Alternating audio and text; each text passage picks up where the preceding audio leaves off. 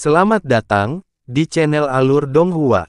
Sebelum menonton, silahkan subscribe, biar Mimin tambah semangat update-nya. Pedang yang biasa dimakan Honger, kecuali pedang iblis malam abadi, semuanya adalah pedang biasa dari alam bawah. Dan saat ini yang dia peroleh adalah pedang dari jalan ilahi. Salah satu dari mereka akan memberi Honger peningkatan kekuatan yang besar jika dia memakannya. Apa yang paling dia butuhkan saat ini adalah agar Heaven's Meeting Sword tumbuh sehingga kekuatannya sendiri akan tumbuh. Perbuatan jahat dari sekte jiwa terlalu banyak. Beberapa sekte di alam Darkia sebelumnya marah namun terlalu takut untuk berbuat apapun. Sekarang mereka telah kehilangan dukungan dari alam bela diri ilahi, kemungkinan besar mereka akan jatuh ke dalam kesulitan. Ayahku bukan orang yang pendendam. Sebelum balas dendam dari sekte-sekte itu jatuh, dia akan mengirim semua orang yang budidayanya telah lumpuh ke masing-masing sekte cabang, dan sekte-sekte cabang itu semuanya telah menyegel diri mereka sendiri. Yunce dengan tenang menutup matanya dan mengangguk. Melihat dia tidak begitu tertarik, Jiruyan tidak melanjutkan, tapi dia tidak pergi. Gelombang keterkejutan melanda dirinya saat dia melihat luka di tubuh Yunce. Dia dengan lembut bertanya, "Tuan Lingyun, mengapa Anda mengejar kekuatan besar dengan cara seperti itu? Berdasarkan kultivasi Anda saat ini, Anda dianggap luar biasa di antara teman-teman Anda. Anda praktis mempertaruhkan hidup Anda untuk berkultivasi. Mencari dengan seksama giok Buddha ilahi bintang 9 dan rumput kaisar abadi adalah agar Anda dapat meningkatkan kekuatan Anda yang dalam, bukan? Aku ingin mengikuti konvensi dewa yang mendalam dalam 2 tahun, jawab Yunce datar. Jiruyan terkejut, dia tidak yakin apakah itu karena alasannya atau dia langsung memberitahunya. Saya mengerti, itu memang merupakan tujuan akhir dari banyak praktisi muda yang mendalam. Nona Ruyan, Anda telah melihat banyak hal dan pengetahuan Anda sangat luas. Anda bahkan tahu tentang konvensi ketuhanan yang mendalam sesi ini dan kondisi di sekitarnya. Bisakah kamu memberitahuku tentang 4 kerajaan besar, khususnya?" Yunce membuka matanya. Alam Dewa Bintang. Ini, Jiruyan menghela nafas, dan setelah berpikir beberapa saat, sehubungan dengan masalah di tingkat kerajaan, bahkan alam bintang atas pun mengalami kesulitan untuk menguasainya, apalagi organisasi kecil seperti kita. Yang Ruyan tahu hanyalah apa semua orang di alam dewa tahu. Misalnya, menyebutkan alam dewa bintang, hal pertama yang terlintas di benak setiap orang adalah 12 dewa bintang, dengan pemimpin dari 12 dewa bintang adalah Raja Alam Agung, Dewa Bintang Utama Surgawi. Raja Alam dari alam dewa bintang juga merupakan salah satu dari 12 dewa bintang. Yunce bertanya dengan heran. "Benar," jawab Jiruyan lalu tersenyum. Saat ini Ruyan sepenuhnya percaya bahwa Tuan Lingyun benar-benar berasal dari alam bawah, karena di alam dewa, ini adalah pengetahuan umum yang bahkan diketahui oleh anak-anak. Raja alam dari kerajaan, dan juga pemimpin dari 12 dewa bintang. Meskipun mereka semua dianggap sebagai 12 dewa bintang, sepertinya dia dianggap jauh lebih unggul dari yang lain, gumam Yunce. Sebenarnya yang terjadi justru sebaliknya.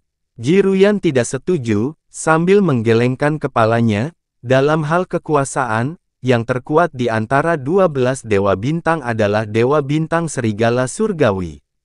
Tatapan Yunce beralih, terutama Dewa Bintang Serigala Surgawi dari generasi sebelumnya. Dia sangat menakutkan. Meskipun ia adalah putra bungsu Raja Alam Dewa Bintang saat ini, usianya kurang dari 60 tahun, namun ia dapat masuk ke alam Dewa Bulan sendirian.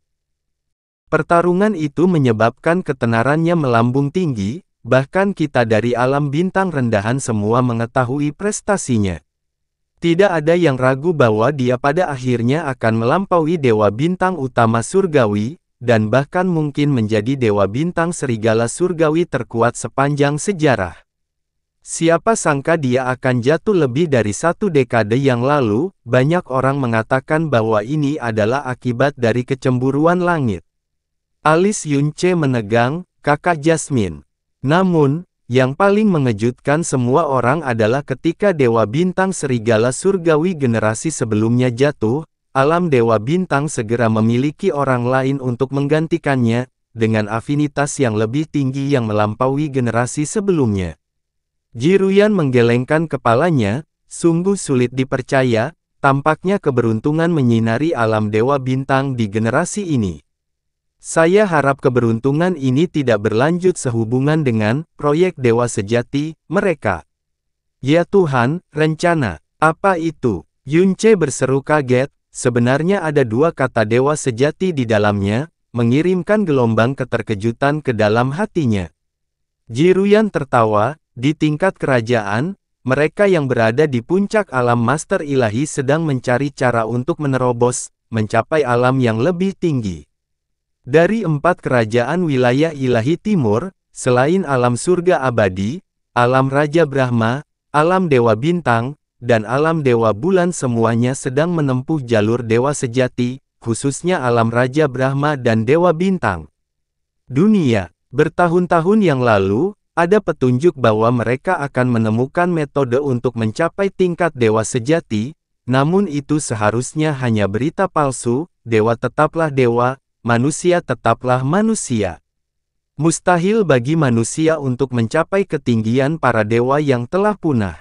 Dia tersenyum, bahkan gadis lemah sepertiku pun mengetahuinya, jadi mereka pasti juga memahami logika ini. Semakin besar keinginan mereka untuk mencapai tingkatan yang lebih tinggi. Mereka telah mencapai batas kemampuan manusia, dan sekarang mereka ingin menembus batas tersebut. Yunche dengan tenang berkata, raja kerajaan lain di wilayah dewa lainnya juga harus sama. Sekalipun mereka tahu bahwa hal itu tidak mungkin terjadi, mereka tetap tidak akan berhenti mencari terobosan.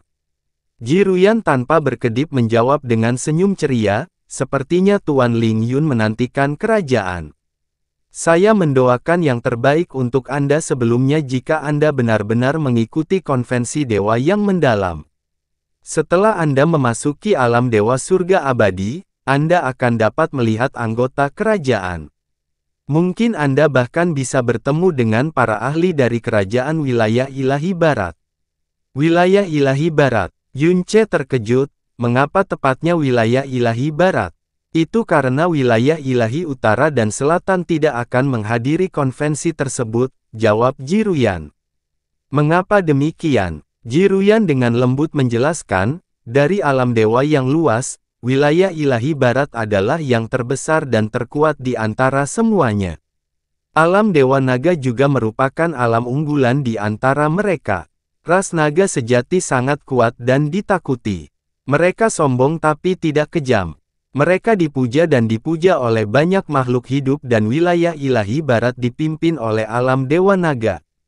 Mereka berhubungan baik dengan kerajaan di wilayah ilahi timur dan selatan, namun wilayah ilahi timur dan selatan memiliki beberapa perselisihan di antara mereka.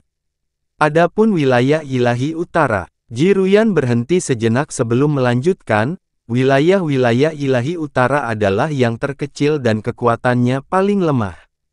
Faktanya, mereka dikucilkan oleh 3 wilayah ilahi lainnya. Mereka sombong tapi tidak kejam. Mereka dipuja dan dipuja oleh banyak makhluk hidup dan wilayah ilahi barat dipimpin oleh alam dewa naga. Mereka berhubungan baik dengan kerajaan di wilayah ilahi timur dan selatan, namun wilayah ilahi timur dan selatan memiliki beberapa perselisihan di antara mereka.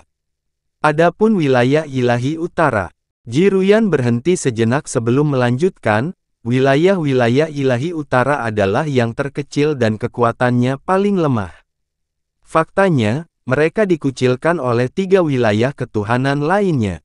Selain dikucilkan, bisa juga dikatakan mereka memandang 3 wilayah ketuhanan lainnya dengan kebencian. Mereka tidak akan pernah masuk ke wilayah manapun milik 3 wilayah lainnya dan wilayah ilahi timur, barat, dan selatan juga tidak akan melangkah ke utara. Mengapa? Apakah ada semacam permusuhan? Yunce bertanya. Sejujurnya, wilayah ilahi utara dapat dianggap sebagai wilayah yang tragis. Jiruyan melanjutkan, selama era dewa, wilayah ilahi utara adalah tempat tinggal ras iblis. Setelah ras iblis dimusnahkan, meskipun mereka tidak meninggalkan warisan sebanyak ras dewa, bekas wilayah iblis semuanya memiliki energi gelap dan iblis yang sangat kuat. Siapapun yang memasuki wilayah setan itu dan tinggal di sana akan dipengaruhi oleh energi setan gelap dan mereka akan mengembangkan konstitusi gelap. Energi mereka yang dalam juga akan membuat mereka mirip dengan iblis. Dan konstitusi kegelapan ini diturunkan dari generasi ke generasi. Karena pengaruh konstitusi gelap dan energi kegelapan yang dalam, jika iblis wilayah ilahi utara memasuki wilayah dewa lain, kekuatan mereka akan berkurang dan mereka akan semakin lemah, tidak mampu beradaptasi dengan kondisi. Demikian pula, jika siapapun dari 3 wilayah dewa lainnya memasuki alam dewa utara, mereka akan terpengaruh oleh energi iblis gelap dan kekuatan mereka juga akan mengalami penurunan drastis. Dengan demikian, wilayah ilahi utara dan 3 wilayah ilahi lainnya pada dasarnya tidak memiliki hubungan. Mereka sering dijuluki oleh 3 wilayah dewa lainnya sebagai wilayah iblis. Sepertinya, di mata wilayah dewa lainnya, iblis dari wilayah ilahi utara dianggap keberadaan sesat. Jawab Yunce. Ya, Jiruyan mengangguk. Energi kegelapan yang dalam pada dasarnya adalah energi dari cara iblis. Bukan hanya bertentangan dengan jalan ilahi, namun juga akan memutarbalikkan kepribadian seseorang. Rumor mengatakan bahwa semakin kuat iblis, semakin banyak perbuatan jahat yang mereka lakukan, dan semakin banyak nyawa yang mereka ambil, menyebabkan mereka menjadi iblis yang luar biasa menakutkan. Yunce terdiam. Namun, seiring dengan berkurangnya energi yin dimensi kekacauan primal, wilayah yang cocok untuk iblis di wilayah ilahi utara terus menyusut. Bahkan dalam 1 juta tahun, wilayah-wilayah ilahi utara telah berkurang 2/3-nya. Hilangnya ketiadaan akan terjadi cepat atau lambat. Inilah sebabnya mengapa mereka dapat dianggap sebagai wilayah ketuhanan yang paling tragis. Jadi maksudmu anggota wilayah ilahi utara seperti terjebak dalam sangkar yang semakin mengecil seiring berjalannya waktu. Sungguh tragis. Yunce sama sekali tidak merasa aneh dengan hal itu. Saat itu, penguasa iblis pembantaian bulan tidak dapat meninggalkan lingkungan gelap dan karenanya terjebak di sarang setan pembantaian bulan, tidak berani mengambil setengah langkah pun darinya. Tapi alisnya langsung bergerak, ada yang tidak beres. Ketika dia mendengar legenda tentang era para dewa, mereka hanya menyebutkan pemisahan setan dan dewa. Mereka tidak menyebutkan apapun tentang tidak bisa masuk ke wilayah masing-masing. Ini adalah soal kemauan, bukan soal tidak ada pilihan. Penguasa iblis pembantaian bulan tidak dapat meninggalkan sarang setan pembantaian bulan karena asal jiwanya rusak parah, dan dia hanya bisa hidup di dalam lingkungan energi gelap, tidak dapat pergi. Adapun Fen Juechen, dia adalah seseorang yang memiliki tubuh atribut kegelapan.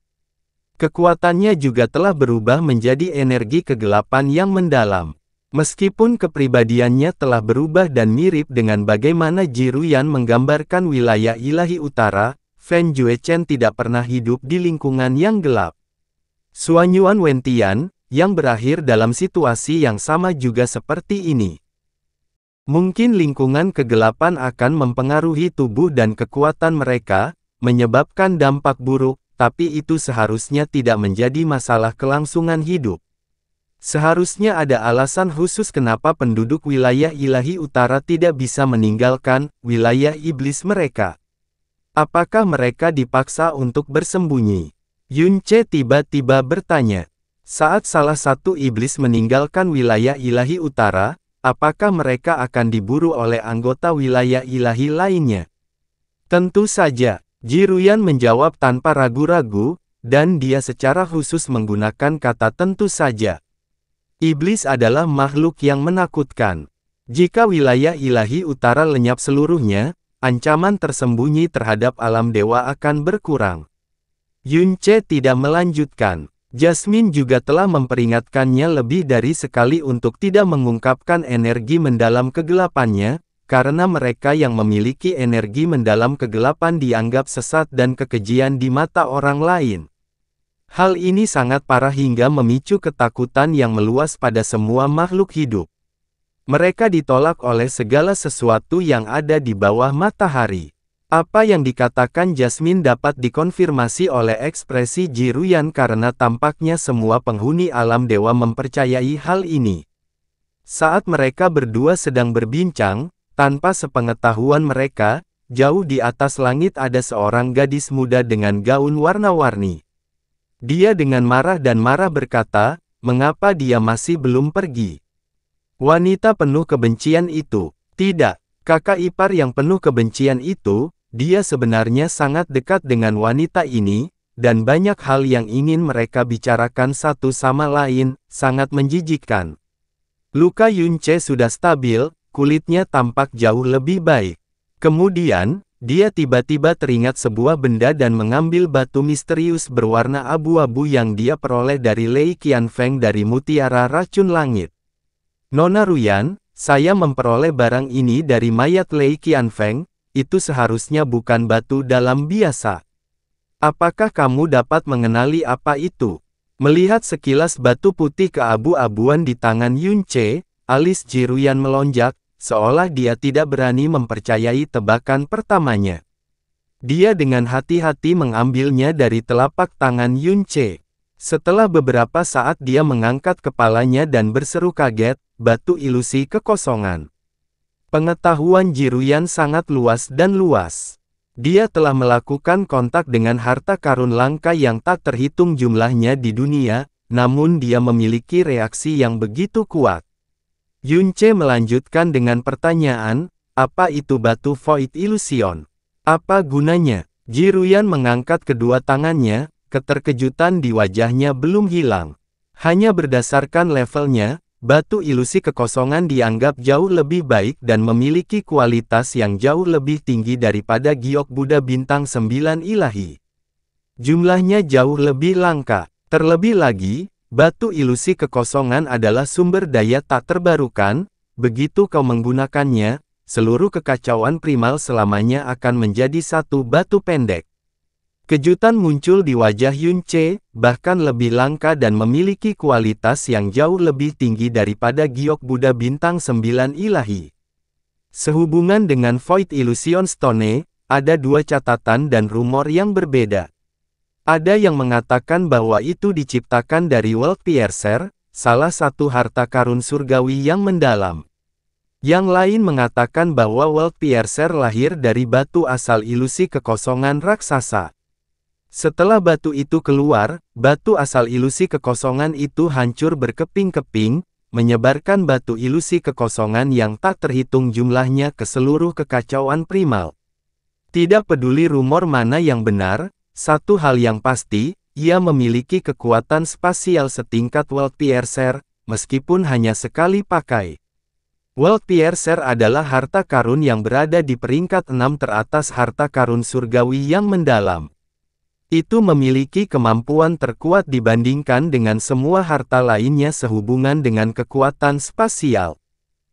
Dengan batu ilusi kekosongan di tubuhmu, jika kamu menemui situasi yang mengancam nyawa, kamu dapat menghancurkannya.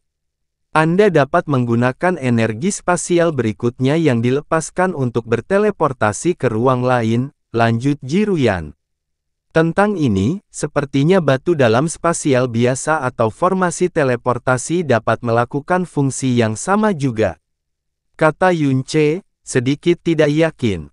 Tentu saja berbeda. Jiruyan menggelengkan kepalanya. Teleportasi biasa menghabiskan terlalu banyak energi. Semakin jauh jaraknya, semakin besar bebannya, semakin banyak waktu yang dibutuhkan, dan ada risiko terjadinya badai spasial yang mengancam nyawa. Void Illusion Stone tidak memiliki batasan jarak teleportasi dan dapat secara instan memindahkan penggunanya kemana saja dalam Primal Chaos, tidak peduli seberapa jauh lokasinya. Bahkan jika itu berteleportasi dari ujung utara Primal Chaos ke ujung selatan, itu akan selesai dalam sekejap. Teleportasi biasa akan selalu meninggalkan jejak. Melawan lawan yang kuat, mereka dapat dengan mudah melacak jejak spasial. Void Illusion Stone tidak memiliki masalah ini. Itu tidak meninggalkan jejak apapun, dan bahkan jika seseorang sangat ahli dalam hukum ruang angkasa, mereka tetap tidak akan bisa melacakmu. Setelah dia selesai, dia mengangkat alisnya sambil bergumam pada dirinya sendiri, aneh, mengapa Lei Qianfeng membawa batu ilusi kekosongan padanya, dan mengapa dia tidak menggunakannya sebelum dia meninggal? Apakah itu berarti memilikinya pada diri sendiri seperti mendapatkan kehidupan tambahan? Yun Ce bertanya. Tentu saja, ini diakui di alam dewa sebagai harta penyelamat hidup terkuat. Jiruyan tertawa, jika suatu hari kamu mendapati dirimu dipaksa menemui jalan buntu oleh sosok seperti Raja Alam, kamu selalu dapat dengan mudah melarikan diri. Selamat Pak, karena telah mendapatkan barang yang begitu saleh. Sepertinya seseorang di atas sana sedang mengawasimu. Huff. Jauh di langit, Jasmine kecil mengusap hidungnya, mendengus kecil. Satu-satunya kekurangannya adalah teleportasinya tidak bisa dikendalikan. Tidak ada yang bisa memprediksi kemana ia akan mengirim Anda. Kekuatan spasial di level World Piercer bukanlah sesuatu yang bisa dikendalikan oleh orang biasa. Setelah mengambil kembali Void Illusion Stone, Yun Ce merasakan rasa aman tambahan. Batu tidak mencolok yang dia ambil dari tubuh Lei Qianfeng ternyata merupakan harta penyelamat nyawa yang luar biasa. Terlebih lagi, dia sekarang membawa giok Buddha bintang 9 ilahi bersamanya serta 2 batu pencitraan mendalam yang memberinya pengaruh besar atas alam bela diri ilahi. Lei Qianfeng telah menjadi pelaku kejahatan dengan perbuatan keji yang tak terhitung jumlahnya. Tetapi setelah kematiannya, dia benar-benar Yun malaikat pelindung Ce. Ada berita mengenai rumput kaisar abadi. Yun Ce bertanya. Jiruyan menggelengkan kepalanya, ayahku telah mengerahkan upaya terbaiknya. Terlahir dari persekutuan pedagang bulu hitam yang menghormati janji dan kemurahan hati, dia tidak akan pernah melupakan rahmat dan bantuan yang telah Anda berikan kepada kami dan bahkan terus-menerus menyesali bagaimana cara membalasnya. Apapun permintaanmu, ayahku pasti akan melakukan yang terbaik. Sebenarnya dia ingin menemukannya sebelum Anda melakukannya. Mohon istirahat dengan tenang, saya yakin kami akan mendapatkan hasil dalam waktu 1 tahun. Yun Ce mengangguk sebagai rasa terima kasih. Terima kasih untuk bantuannya. Jiruyan dengan lembut tersenyum dan menggelengkan kepalanya. Dia menatap Yun Ce dengan matanya yang indah dan tiba-tiba bertanya dengan lembut, bolehkah saya bertanya apakah saya beruntung mengetahui nama asli Tuan Ling Yun? Tatapannya sejernih air, selembut awan. Dia tidak punya apa-apa selain niat yang tulus. Yun Ce. Tanpa banyak pertimbangan, Yun Ce perlahan menjawab. Dia awalnya merahasiakan nama aslinya karena dia khawatir berita akan menyebar ke alam Snow Song. Saat berada di alam Darkya, dia telah membangun kepercayaan yang cukup antara Ruyan dan dirinya sendiri. Karena itu, dia tidak merasa perlu menyembunyikan nama aslinya darinya. Bibirnya terkatup rapat, dan matanya yang indah bersinar cemerlang. Dia dengan lembut menjawab, Ruyan akan mengingat 2 kata ini selama sisa hidupku. Kakak ipar. Saat Jiruyan selesai berbicara, suara tajam dan melengking dari seorang gadis muda terdengar dari atas, mengejutkan mereka berdua. Jasmine kecil mendarat dan meluncur di samping Yun Ce. Kakak ipar, apa yang kamu lakukan? Kenapa kamu terluka lagi? Mulut Jiruyan ternganga. Dia melihat dongeng kecil yang lucu seperti putri dalam gaun warna-warni. Tuan, dia memanggilmu, kakak ipar. Jasmine kecil sepertinya baru saja menyadari kehadirannya dan berbalik ke arahnya, dengan curiga menatapnya. Kakak ipar, siapa bibi ini? Sebelum Yunce atau Jiruyan sempat bereaksi, Jasmine kecil tiba-tiba berteriak dengan suara melengking, "Ahaha! Kakak ipar, kamu sebenarnya bermain-main di belakang kakak perempuan. Bagaimana kamu bisa melakukan ini? Kakak perempuan selalu memperlakukanmu dengan sangat baik, dia mencintaimu sampai menderita begitu banyak ketidakadilan, tapi bukan saja kamu tidak peduli padanya, kamu malah berpelukan dengan wanita lain. Kamu sangat kejam. Kakak sungguh menyedihkan." Adik kecil, begitu Jasmine kecil muncul, Jiruyan mulai merasakan sedikit permusuhan darinya. "Tuan dan saya sebenarnya tidak saudara ipar." Jasmine kecil tidak peduli dengan apapun yang akan dia katakan dan terus mencaci maki Yunce dengan keras, "Bagaimana kamu bisa menjawab kakak perempuan untuk ini? Dan wanita ini tidak hanya lebih tua dari kakak perempuan, dia juga lebih jelek dari kakak perempuan, dan dia tidak selembut kakak perempuan. Kecuali fakta bahwa dadanya sedikit lebih besar, bagaimana dia bisa dibandingkan dengan kakak perempuannya? Kakakmu, sebenarnya, aku akan pulang untuk memberitahu kakak. Dia akan mengabaikanmu selamanya." Jiruyan berdiri, mulutnya membentuk senyuman tipis, "Tuan, sepertinya Anda memiliki beberapa urusan rumah tangga yang harus diselesaikan. Ruyan akan berangkat dulu. Ketika saya memiliki informasinya, saya akan segera menghubungi Anda." Di tengah omelan terus-menerus yang datang dari Jasmine kecil, Jiruyan terbang menjauh. Yunce mengulurkan tangan dan menutupi mulut seperti senapan mesin Jasmine kecil. "Baiklah, itu sudah cukup. Hentikan aktingmu." Tamparan. Jasmine kecil menggunakan telapak tangannya untuk memukul lengannya dan wajahnya menunjukkan kemarahan. Dia terengah-engah, "Siapa yang berakting? Ludahkan sekarang. Apa hubungan kamu dan wanita itu? Apakah kamu yang merayunya atau dia yang merayumu? Kami tidak memiliki hubungan konyol seperti yang kamu pikirkan. Sampah. Lalu kenapa kalian berdua duduk begitu berdekatan, dan percakapan kalian begitu hidup?" Yunce memutar matanya, baiklah. Anggap saja aku sedang main-main dengannya, tapi apa hubungannya denganmu? Bagaimana mungkin itu tidak ada hubungannya denganku?"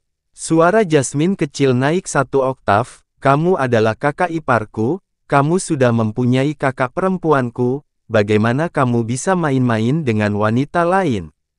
"Hahaha," Yunce tertawa terbahak-bahak, "Gadis kecil, bahkan jika kamu begitu berkomitmen pada peranmu sehingga kamu kehilangan kesadaran akan kenyataan, kamu harus tetap jelas tentang satu hal. Aku sudah bilang sebelumnya, Jasmine bukan istriku, dia tuanku." Jasmine kecil tertegun, dia berkedip beberapa kali dan suaranya semakin lemah, "Benarkah, begitukah? Mengapa saya tidak dapat mengingatnya? Siapa yang peduli? Aku sudah mulai memanggilmu kakak ipar, jadi kamu tidak boleh dekat dengan wanita lain, tidak boleh dekat." Yunce melangkah maju, perlahan mendekatkan dirinya ke wajah Jasmine kecil, "Mampu menemukanku setiap kali kamu mau, aku tidak akan menanyakan hal itu. Tapi kenapa aku merasa lebih cenderung berpikir bahwa kamu punya rencana khusus untuk bisa dekat denganku, siapa kamu sebenarnya?" Di bawah tatapan tajam Yunce, Jasmine kecil merasa sedikit bingung, tapi tatapannya masih tidak menghindarinya. Seolah-olah 2 bintang terang terpantul kembali ke matanya. "Aku jelas merupakan adik iparmu yang paling cantik dan menggemaskan. Sebagai saudara iparku, kamu harus patuh mendengarkan kata-kataku.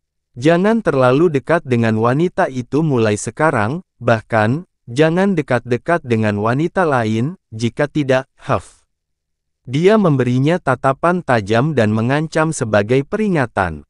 Kemudian, dia berbalik dan pergi tanpa berbalik. Melihat ke arah yang ditinggalkan Jasmine kecil, Yunce mulai mengerutkan kening saat dia mulai berpikir keras. Memikirkan kembali saat dia pertama kali bertemu Jasmine kecil, sepertinya itu benar-benar kebetulan, bahwa itu adalah pertemuan kebetulan yang tidak berbahaya. Namun kemudian, segala sesuatu di sekitar Jasmine kecil mulai menjadi aneh. Siapa sebenarnya dia? Yunce sekali lagi berpikir sendiri. Masa kultivasi dan terobosan Yunce ke dalam jalan ilahi sangat singkat. Tidak lama kemudian, energi Yin Vital Ichi Phoenix milik Mu Suanyin telah memungkinkannya untuk melangkah langsung ke alam jiwa ilahi dari alam asal menyelam. Dorongannya yang tiba-tiba, ditambah dengan fakta bahwa tidak ada seorang pun yang membimbingnya, mengakibatkan pemahamannya saat ini tentang jalan ilahi menjadi sangat dangkal. Setelah berlatih selama 2 bulan di Black Soul Mountain, kekuatannya yang dalam belum mengalami kemajuan apapun. Yunce akhirnya menyadari fakta ini, jadi dia menghentikan pelatihannya dan mulai merasakan dan merenungkan kedalaman hukum seputar alam jiwa ilahi. Jika Jasmine atau Mu Suanyin ada di sisinya, dengan bimbingan dan bakat pemahaman bawaannya, dia akan segera mampu menembus kemacetan.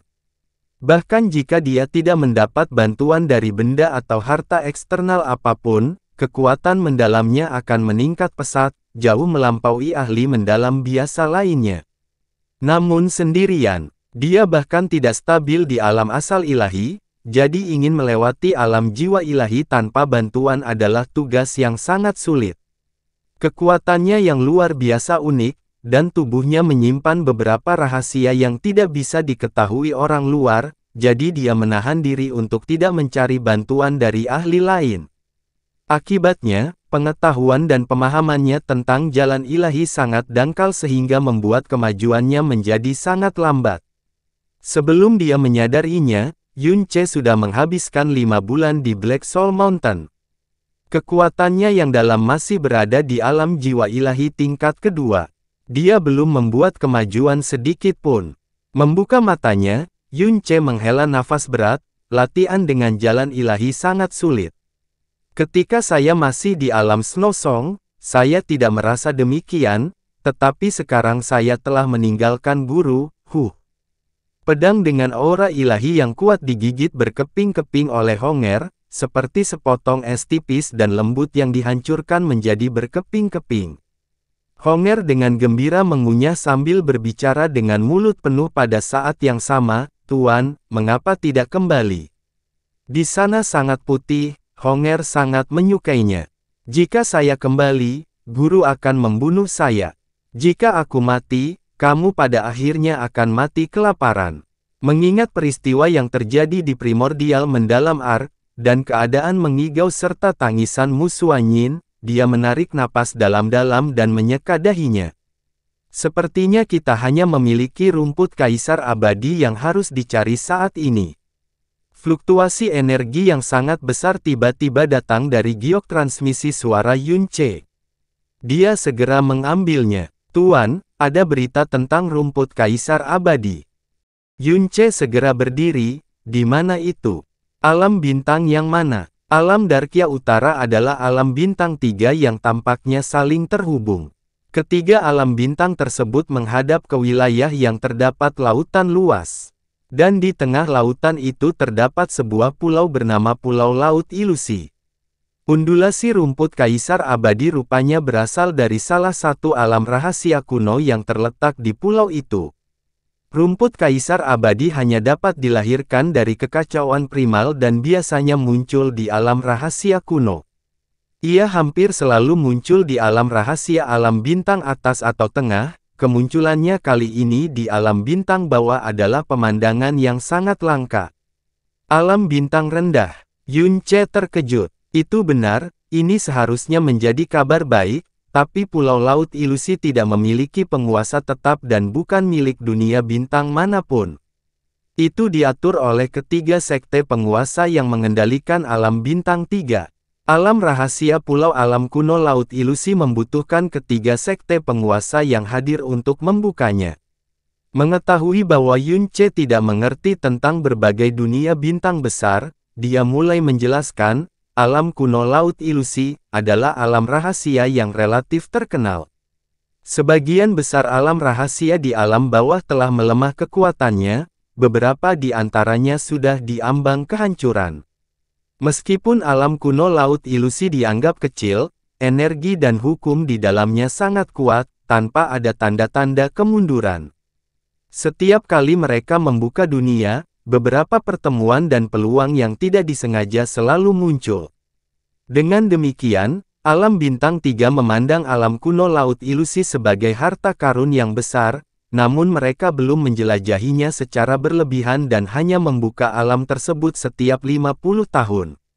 Hal ini terutama digunakan untuk memberi murid-murid mereka kesempatan untuk menenangkan diri dan mencari pertemuan yang tidak disengaja. Siapa yang menyangka ketika mereka membukanya kali ini, mereka akan menemukan aura tingkat tinggi. Rumput kaisar abadi adalah barang yang bisa diinginkan seseorang, tetapi hanya ditemukan secara kebetulan di alam bintang atas, apalagi muncul di alam bintang bawah. Setelah Raja Alam dari 3 dunia bintang besar menerima konfirmasi setelah memastikan auranya, mereka pasti akan secara pribadi menuju ke Pulau Laut Ilusi. Mereka bahkan mungkin sudah berkumpul di dalam alam kuno Laut Ilusi. Jiruyan memperingatkan dengan hati-hati, pertanyaan terbesar saat ini adalah, jika rumput kaisar abadi mendarat di tangan Raja Alam manapun, tidak peduli berapa banyak batu dalam yang ayah bersedia bayarkan, dia tidak akan mampu membelinya. Lagi pula, penguasa alam tidak peduli dengan batu dalam, yang harus kita lakukan adalah menukar harta suci dengan peringkat yang sama dengan rumput kaisar abadi, tapi kita tidak bisa melakukan itu. Jadi meskipun kita punya berita, tidak banyak harapan untuk itu. Saya harap, di mana Pulau Laut Ilusi? Yunce buru-buru menekan, apakah ada formasi teleportasi di dekat lokasi itu?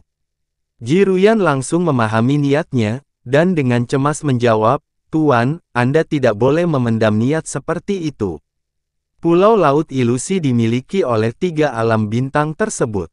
Biasanya, orang luar biasa tidak akan diizinkan untuk menginjakkan kaki di sana, dan jika kejadian seperti itu terjadi, mereka pasti tidak akan membiarkan siapapun mendekati tempat itu.